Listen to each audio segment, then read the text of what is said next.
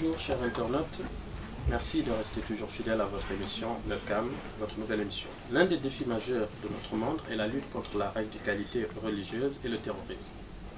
L'Afrique n'y échappe pas.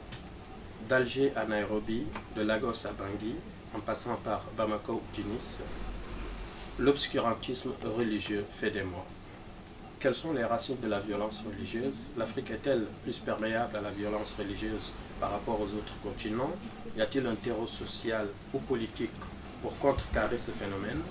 Afin de répondre à ces questions, nous avons choisi de faire appel à un grand reporter qui a sillonné le continent en suivant avec attention l'expansion de la radicalité religieuse dans ce continent berceau de l'humanité et havre de tolérance d'antan. Avec plus de 20 ans d'expérience, le journaliste Vincent Hugeux, spécialiste de l'Afrique, répondra à nos questions. On observe une augmentation manifeste de la radicalité religieuse en Afrique. Est-ce un phénomène nouveau? Eh bien, on croit que c'est un phénomène nouveau, voire inédit, à tort. Très souvent, et notamment en Occident, on considère que de cette manière, le continent noir serait immunisé contre les germes du radicalisme religieux, du fait de l'influence indéniable d'ailleurs des familles de pensée soufis ou quiétistes. Alors c'est vrai qu'il y a cette composante-là dans l'islam africain, que l'on retrouve par exemple dans les ouvrages de Vincent Monteil sur l'islam noir, donc Vincent Mansour Monteil, voilà quelques dizaines d'années. Mais si l'on s'en tient uniquement à cette donnée sociologique et religieuse-là, on oublie que l'Afrique a été le théâtre de mouvances radicales dès le XIVe siècle et jusqu'au XIXe, avec la création, par exemple, dans l'actuel Nigeria ou dans le Mali d'aujourd'hui, d'émirats ou de quasi-califats qui, au terme de djihad, donc de guerre sainte, parfois très étalée dans le temps, ont imposé une version extrêmement rigoriste de la charia. Donc considérer que l'islam africain pris dans sa globalité serait vacciné contre le fléau radical serait une erreur à la fois historique et culturelle. Est-ce qu'aujourd'hui, est-ce qu'il y a une certaine forme de perméabilité, on va dire, du continent face à ce fléau du fait de son histoire? Alors, il y a une perméabilité de nature historique et culturelle, mais aussi une perméabilité sociale. C'est-à-dire que ce qui rend le message djihadiste séduisant pour une frange, certes marginale, de la jeunesse africaine, c'est aussi l'absence totale de perspectives économiques, sociales. Le fait de ne pas pouvoir s'inscrire dans un projet professionnel cohérent ou prometteur, tout ça évidemment rend perméable à un message absolutiste, voire de nature totalitaire, mais qui peut apparaître comme une alternative. Lorsque vous discutez, ce qui a été mon cas à diverses reprises, avec des repentis entre guillemets de mouvements comme Ansar Eddin, Mujao ou AQMI, ceux qui avaient été les acteurs de la conquête des 2/3 nord du Mali en 2012, eh bien vous apercevez que la plupart d'entre eux n'ont pas rejoint ces groupes par adhésion idéologique, parce qu'ils avaient été convaincus par la vérité, entre guillemets, du message, mais tout simplement par opportunité sociale. L'un d'entre eux me disant, par exemple, vous savez, moi, quand j'ai rejoint le Mujao, j'avais la garantie d'avoir un toit, 2 repas par jour, et le prestige que confère la détention d'une arme. En tout cas, vous évoquez quelque part l'absence d'État fort ou l'absence même d'État moderne au sens du terme qui n'arrive pas à répondre aux besoins de la société. Est-ce aussi là où se greffe le radicalisme? Pour moi, il est parfaitement clair que tout type de terrorisme, singulièrement celui-là, fait son miel de l'insigne faiblesse des structures étatiques dans les pays africains post-indépendance. Regardez par exemple ce qui est advenu au Mali.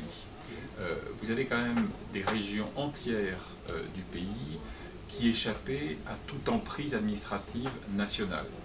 Vous avez des sous-préfectures qui n'avaient pas vu l'ombre d'un sous-préfet depuis des années, voire des décennies. Et le terrorisme, le radicalisme s'engouffre toujours dans les brèches que laisse un appareil d'État déficient. Et ce pour 2 raisons. D'abord parce que l'appareil sécuritaire, en termes de renseignement, en termes de répression, n'est pas là.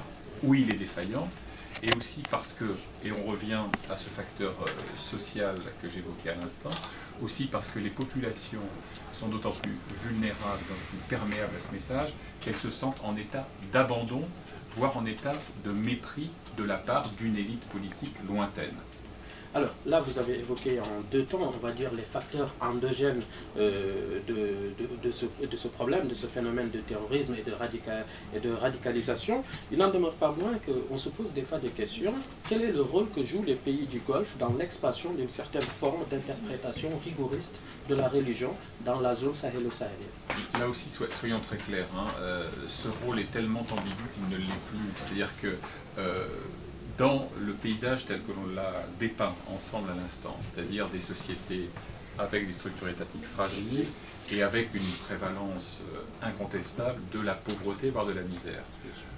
Toute initiative venant au nom d'Allah, au nom du Coran, qui plus est, de bienfaiteurs prêts à financer la construction d'une mosquée, la construction d'une médrasa, d'une école coranique, et plus encore, prêt à financer le salaire pour une période indéterminée d'imams obligeamment fournis par tel pays du Golfe, suscite bien sûr du soulagement, voire de la gratitude de la part de régimes qui sont eux-mêmes hors de situation d'intervenir véritablement sur le bien-être de leur population et qui sont évidemment ravis de s'accorder les bonnes grâces de bienfaiteurs aussi puissants. Donc il est parfaitement clair que des pays comme l'Arabie Saoudite, plus près de nous le Qatar, mais aussi paradoxalement et sur un autre registre, la Libye de Mouammar Kadhafi, qui lui voulait en faire un vecteur de son influence sur l'ensemble du continent,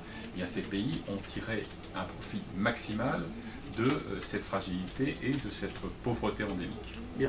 Alors, on ne peut pas évoquer aussi les facteurs exogènes et en tout cas l'influence que peut avoir l'Arabie Saoudite sans pour autant peut-être aussi faire appel à la France. France dont une bonne partie est ce qu'on appelait son ancien précaré. D'aucuns aujourd'hui accusent la France de ne pas jouer un franc jeu avec les anciennes colonies. Est-ce qu'aujourd'hui vous considérez que la France substitue les principes démocratiques par rapport à son impératif sécuritaire? Alors là aussi, il faut avoir un regard aussi analytique et dépassionné que possible sur une réalité de nature effectivement géopolitique.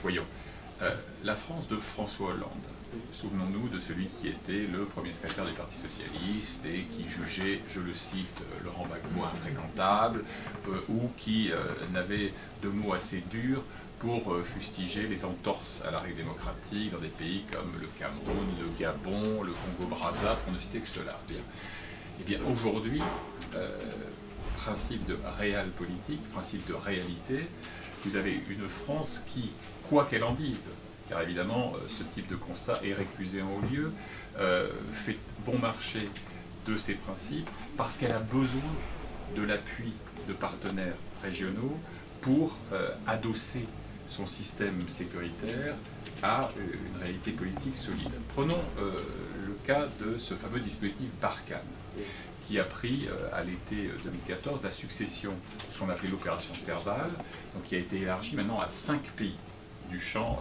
sahélien. Eh bien, dans chacun de ces pays, vous avez ou des crises politiques aiguës, exemple du Burkina Faso, ou des échéances électorales à haut risque, qui peuvent d'ailleurs donner lieu à des bricolages constitutionnels comme le continent en a connu tant ces dernières années. Et donc, comme ce qui est jugé prioritaire, c'est l'efficacité de ce dispositif de prévention et de traitement du danger djihadiste, eh bien, il est clair qu'on se montre un peu moins exigeant, on fait preuve d'un peu plus de mansuétude par rapport aux entorses aux normes démocratiques. Et là-dessus, je dois dire que j'ai été surpris, même si je ne suis pas d'une candeur absolue en la matière, par les commentaires de François Hollande sur le référendum au Congo-Brazzaville. Sur lequel nous allons revenir. Parce qu'en plus, tout cela projetait l'impression assez déplorable d'un deux poids, deux mesures en fonction du pays et en fonction des circonstances. Mais donc, que l'on ait à ce point délaissé le respect de normes démocratiques qui sont de plus exigées par les sociétés civiles locales, à mon sens, c'est extrêmement préjudiciable à l'audience de la France dans les années à venir. Car lorsque nous aurons dépassé cette étape particulièrement tumultueuse, eh bien, il y aura à nouveau des rendez-vous électoraux, il y aura à nouveau un rapport à construire avec l'ancienne puissance coloniale. Et je pense que la France officielle s'est en grande partie discréditée pour une fraction non négligeable de la jeunesse africaine à cause de ces compromissions avec des régimes grosso modo indéfendables. Est-ce qu'aujourd'hui, vous questionnez un peu l'Afrique, le cadre juridique de lutte contre le terrorisme et les moyens d'action militaire sont-ils à la hauteur de la menace, à savoir les pays africains? La réponse à la question, évidemment non. Prenons là encore un exemple très concret. Si le Tchad d'Idriss Déby Itno, qui lui-même n'est pas l'incarnation de la vertu démocratique, n'avait pas secoué le cocotier régional dans la lutte contre la secte djihadiste nigériane Boko Haram, eh bien, rien n'aurait bougé. C'est-à-dire que la France, pour reprendre le propos précédent, avait besoin de ces hommes, des hommes de la troupe, aguerris, familiers d'un terrain aride, compliqué, qui sont quand même des virtuoses du Redzu. Hein, bon. Il avait besoin de sa détermination, et on a un peu oublié à cette occasion le sort de tel opposant disparu lors du coup d'État avorté, de la rébellion de 2008. Voilà. Donc ça, c'est un exemple parfait. Mais c'est vous dire aussi à quel point les structures à la fois de renseignement, d'intervention, les systèmes de forces spéciales, etc., sont défaillants. Aujourd'hui, les armées africaines ne sont pas suffisamment structurées, avec des chaînes de commandement suffisamment claires, pour produire en quelque sorte des contre-feux opérationnels aux dangers terroristes. Alors localement il y a du mieux, mais ça ne construit pas un appareil militaire suffisamment dissuasif vis-à-vis de ce type de péril. J'ajoute un dernier élément qui fait partie des nombreux non-dits en la matière, c'est que vous avez évidemment dans tous ces pays je dirais une garde prétorienne, alors qu'on l'appelle régiment de sécurité présidentielle, qu'on l'appelle garde présidentielle, qu'on l'appelle unité d'élite, enfin, etc. Le problème, c'est que les critères de recrutement et de promotion à l'intérieur de ces systèmes militaires sont aussi politiques, voire communautaires. C'est-à-dire qu'on sait très bien qu'un chef d'État, en Afrique comme ailleurs, mais en Afrique plus qu'ailleurs, évitera de promouvoir à la tête de ce type d'unité quelqu'un qui ne serait pas considéré comme à 150% loyal. Donc ça veut dire que ce n'est pas la compétence technique qui va prévaloir, mais ça peut être un autre critère qui, évidemment, en termes d'efficacité sur le terrain, n'est pas pertinent.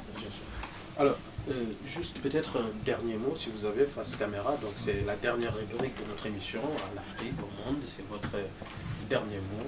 Tout ce qu'on vient de balayer dans notre échange renvoie presque systématiquement, sans que ce soit délégué de notre part, à la part dévolue aux citoyens dans la destinée de leur pays. Très souvent, on a en fait misé, aussi bien en Occident que dans les élites politiques africaines, sur une sorte d'apathie ontologique, historique des populations africaines qui subissent, qui râlent, qui gronde, qui de temps à autre se rebellent, qui finissent toujours par rentrer dans le banc.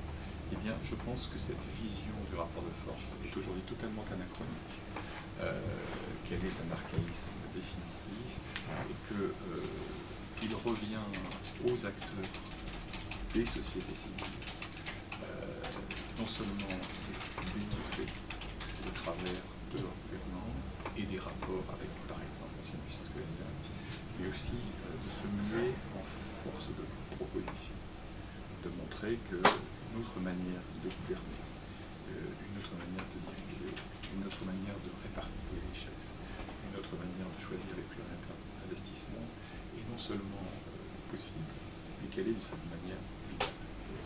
En tout cas, merci. Vous avez bien entendu les propos de notre journaliste et grand reporter Vincent Hégeux. Vincent Hégeux, nous vous remercions. Chers internautes, c'était votre émission Webcam qui a consacré quelques minutes, pas suffisantes, mais en tout cas nécessaires pour comprendre certains enjeux touchant le continent africain. Vous pouvez nous suivre sur le net et sur les réseaux sociaux. Restez connectés.